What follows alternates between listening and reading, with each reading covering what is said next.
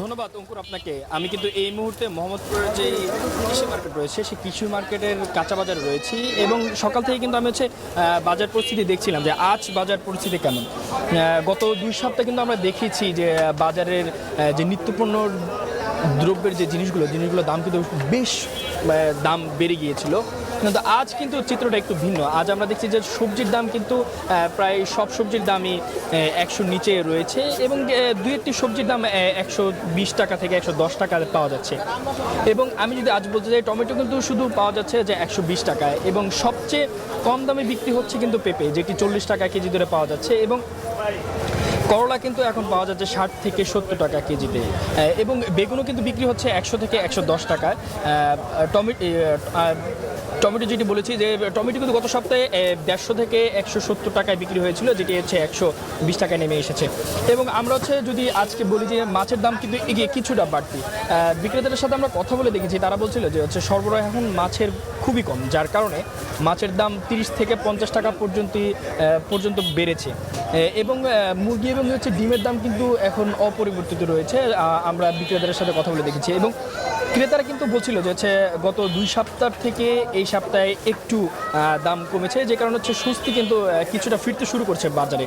এবং বিক্রেতারা কিন্তু বলছিলেন যে সরবরাহ এখন যেভাবে রয়েছে সেভাবে যদি সামনের দিনগুলোতেও থাকে তাহলে হয়তোবা বাজারের স্বস্তিটা আরও ফিরবে। এবং আমরা আজ বাজারে চালের বাজারে দেখেছি, চালের বাজারে কিন্তু এখনও অপরিবর্তিত রয়েছে। আমরা গেল কয়েক সপ্তাহ যাবত দেখেছি যে সুগন্ধি চালের দাম কিন্তু প্রতি সপ্তাহে ক্রমান্বয়ে 10 টাকা করে বেড়েছিল। তো আজ আমরা দেখেছি যে সে চালের বাজার কিন্তু এখনও অপরিবর্তিত রয়েছে।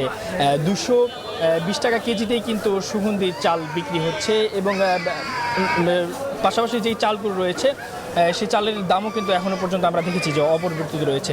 কিন্তু সবজির বাজারে যে স্বস্তিটা ফিরেছে, আমরা ক্রেতাদের সাথে কথা বলে যা জানতে পেরেছি, তারা বলছিল যে এখন গত সপ্তাহের তুলনায় সব সবজিতেই 15 থেকে 20 টাকা পর্যন্ত কমেছে এবং এই স্বস্তি যদি বহাল থাকে তাহলে সরবরাহ যদি বহাল থাকে তাহলে স্বস্তি কিছুটা ফিরবে বলেও আশা তাদের। এবং আমরা আজ বাজার ঘুরে কিন্তু দেখছিলাম যে এই সব ধরনের সবজি কিন্তু এখন পর্যন্ত কমেছে এবং বাজার কিন্তু এখনও স্থিতিশীল রয়েছে। তো এই ছিল কিন্তু রাজধানী থেকে আমার কাছে সর্বশেষ তথ্য। আমরা চলে যাব এখন বগুড়ার বাবুর কাছে।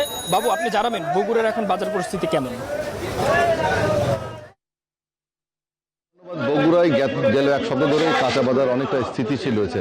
এর মধ্যেই আর একটা সুখবর হচ্ছে যে কাঁচা মরিচের দাম কমেছে, যেটা 200 থেকে 250 এবং 300 টাকা পর্যন্ত বিক্রি হওয়া কাঁচা মরিচ এই মুহূর্তে 70 থেকে 80 টাকা কেজিতে বিক্রি হচ্ছে। গেল 10-12 দিন বা 15 দিন আগে সবগুলো সবজির দামই 50 থেকে 60 টাকা বা কখনো 80 টাকায় বিক্রি হয়েছিল। সেইটা কিন্তু এর চাইতে কমে বিক্রি হচ্ছে, অনেকটা কমে গেছে এই সময়ে।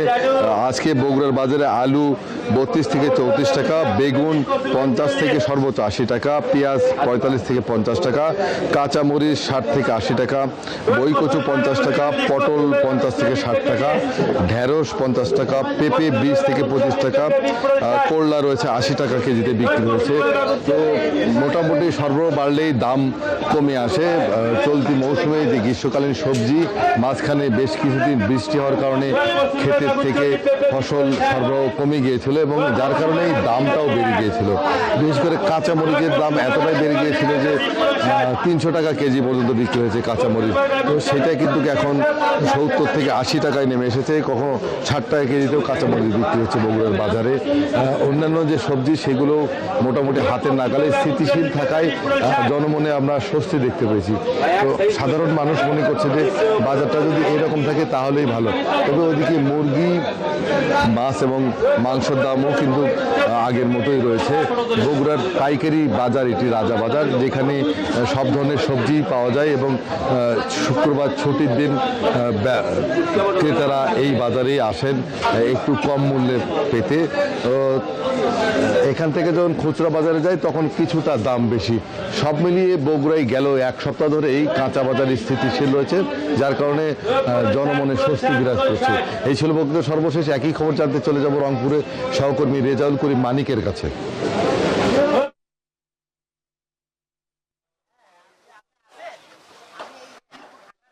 বাবু, শুনছিলাম ঢাকা এবং বগুড়ার কথা। আমি রয়েছি রংপুরের সিটি বাজার। আপনি জানেন যে আসলে গত এক সপ্তাহের ব্যবধানে এই বাজার থেকে কিন্তু আমরা লাইভ করেছিলাম, সরাসরি সম্প্রচারে গিয়েছিলাম। এখানে যে সবজির দামে যে উত্তাপ ছিল সেটি কিন্তু এখন আর নেই। গত সপ্তাহে কাঁচামরিচ কিন্তু 400 টাকা কেজি দরেও কিন্তু বিক্রি হয়েছে, কিন্তু সেই কাঁচামরিচ আজকে বিক্রি হচ্ছে 160 থেকে 80 টাকা দরে কেজি দরে। অন্যান্য সবজির দাম কেজি প্রতি কিন্তু 20 থেকে 30 টাকা কমেছে। আপনাকে যদি বলে রাখি যে শসার দামও কমেছে, কেজিতে প্রায় 30 টাকা কমেছে। পাশাপাশি অন্য যে সবজিগুলো রয়েছে সেই সবজিগুলোর দামও কমেছে। একজন ক্রেতার সাথে কথা বললেই সব বোঝা যাবে। একটু আপনার সাথে কথা বলতে, আপনি বাজারে এসেছেন, বাজার কেমন গত সপ্তাহে, এই সপ্তাহে বাজার কেমন দেখলেন একটু বলবেন? ধন্যবাদ আপনাকে। বাজারের অবস্থা ভয়াবহ। মানে আমাদের মতো মানুষ, আমরা মধ্যবিত্ত পরিবার থেকে বেড়ে ওঠা, কিন্তু প্রতিটি জিনিসের দাম অসহনীয়। মানে প্রতিটা জিনিসের দাম এত অসহনীয় যে আমরা ক্রয় করতে পারছি না। এবং একেবারে অল্প একজনের কথা, তিনি কিন্তু বলছিলেন যে এই যে সবজি বাজারে এসেছেন, কিন্তু তিনি বলছেন যে যেটি গাজর রয়েছে সেটি আসলে গাজরের কথা বলছেন। আমি আরেকটি বিষয় বলে রাখি যে এখন খাসির মাংসের দামও কিন্তু কেজিতে 20 টাকা কমেছে, আর গরুর মাংসের দাম স্থিতিশীল রয়েছে। পাশাপাশি ডিমের দাম প্রতি হালিতে 3 থেকে 4 টাকা কমেছে। এবং অন্যান্য যে তবে আতপ চাল, যেটি পোলার চাল বলা হয়, সেটির দাম কিন্তু এখনও তেমন অপরিবর্তিত রয়েছে। আপনাকে যদি বলি যে এই যদি সরবরাহ, কাঁচা বাজার থেকে শুরু করে অন্যান্য যে বাজারগুলো রয়েছে সেটি সরবরাহ যদি বেশি থাকে তাহলে কিন্তু আসলে দাম কিন্তু কম থাকবে, এমনটাই কিন্তু বলছেন যে বিক্রেতা এবং ক্রেতারা। একটি বিষয় বলে রাখি যে বাজার মনিটরিং যেটি, সেটি কিন্তু জেলা প্রশাসনের পক্ষ থেকে করা হচ্ছে না, ভোক্তা অধিকারের পক্ষ থেকে কিন্তু আসলে সেটি করা হচ্ছে না। অর্থাৎ এই যদি ভোক্তা অধিকার যদি নিয়মিত পরিচালনা করতো তাহলে কিন্তু যে সিন্ডিকেট রয়েছে, মধ্যস্বত্ব ভোগীরা যারা রয়েছেন, আপনি জানেন যে বাজার রয়েছে এর পরে একটি পাইকারি বাজার রয়েছে। এই পাইকারি বাজার হাত বদল যখনই হয়ে যায় তখনই কিন্তু আসলে অর্থাৎ প্রতি কেজিতে 5 থেকে 10 টাকা, ক্ষেত্রে 15 টাকা কিন্তু বৃদ্ধি পায়। এটি কিন্তু আসলে অর্থাৎ জেলা প্রশাসনের মনিটরিংয়ের প্রয়োজন, এমনটাই কিন্তু বলছেন। অর্থাৎ সর্বস্তরের মানুষ সবাই কিন্তু চান বাজার পরিস্থিতি স্বাভাবিক থাক।